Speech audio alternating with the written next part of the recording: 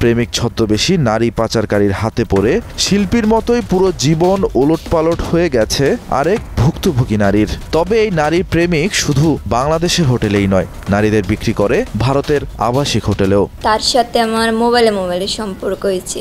পরে কথা বলার পরে সে আমাকে বিয়ের কথা বলে, যদি তুমি পারো পলাই আসো, আমরা বিয়ে শাদী করব। এরপর ক্রমশই পাল্টে যেতে থাকে জীবন, রঙিন জীবন পরিণত হয় বিষাদে।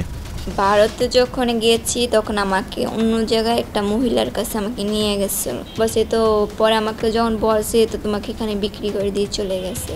কিন্তু আরেকটি দেশে পাচার হবার পরেও সেখান থেকে মুক্তি মিলল কিভাবে? ওখানে 1 বছর 3 মাস থাকে, আমার কাগজপত্র ওখানে পাঠায়। ওই আইনজীবী সমিতি থেকে সহযোগিতার কারণে আমি বাংলাদেশ আসতে পারছি। অনেক সময় মেয়েরা অভাবিত একদম উচ্চাকাঙ্ক্ষা নিয়ে তারা রাজি হয়ে যায়, এভাবে তাদেরকে প্রথমে ট্র্যাপে ফেলে। শেষ পর্যন্ত গভীর অন্ধকারে হারিয়ে যাওয়া এক নারী ফিরতে পেরেছেন নিজ পরিবারের কাছে।